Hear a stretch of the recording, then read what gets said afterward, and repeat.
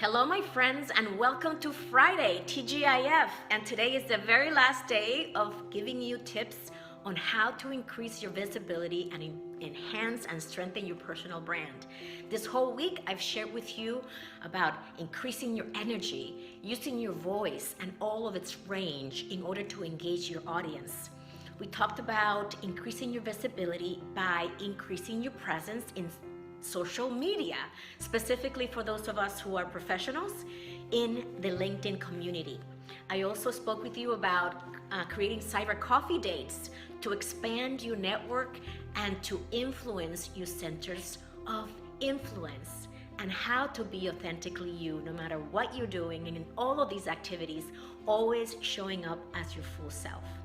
Today is the last day, and I want to talk to you about something that's actually a plague for so many of us, and that is sharing our voice, giving voice to our thoughts, opinions, and to our solutions. So many of us, especially women, have this tendency to stay quiet when we are in meetings, whether virtual or live. And so many of my talks, when I speak to audiences, especially the ERGs, the employee resource groups, and when I speak with women, I always come up with this topic.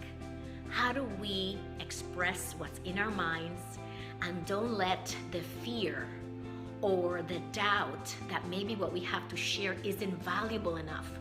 And right before we open our mouth to say something, somebody else jumps in and says it before us, the exact same idea that we had. So what is it going to take for us to own our voice? It requires that we get very clear on what is our unique value proposition. And I also speak about this when I speak to my audiences. When you understand that you have good ideas and that you have a very unique perspective from which you solve problems, you own that and you share it unapologetically. And what happens when we do that is that we add the most value in our environment. And that's really what it's all about, to authentically share yourself, share what you know with the people around you, add value, create solutions, work together, collaborate, strategize, and come up with ways to move forward that will serve the company, that will serve your team, that will serve you. So today is also the 3rd year anniversary of me publishing my #1 best-selling book, Fearless Women at Work. And I know that I've shared with you so many different things this week that may seem small and insignificant, but let me tell you, if you apply these strategies of using your energy, leveraging social media, connecting with your network and your centers of influence, being authentic and speaking your voice, you are going to increase your impact in your workplace and in your social circles. You're also going to have a much fulfilling career and life because you're truly showing up in your highest self.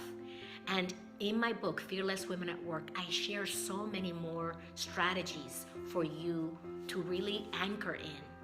And more than anything, it's really about how you feel. So when you show up recognizing your own value and worth, and when you show up using your gifts in the workplace, and when you show up knowing the mission of your team and your organization and how your work fits into that mission, the research shows that you are more likely to find meaning in your work and perform at your best. And isn't that what we all want? So I hope this week increasing your visibility and all the strategies that I share with you have been helpful. If they have, please share with me in the comments. How are you increasing your visibility, and what are you committing to doing moving forward to increase your visibility, even if it's one tiny micro step? Let me know in the comments. And if you want to join my community, go to executivebound.com or go to Amazon and pick up my book, and you can leave me a review after you read it. Have a wonderful weekend, and I look forward to next week because you are going to see a lot more of me moving forward. And as I always say, be fearless. Act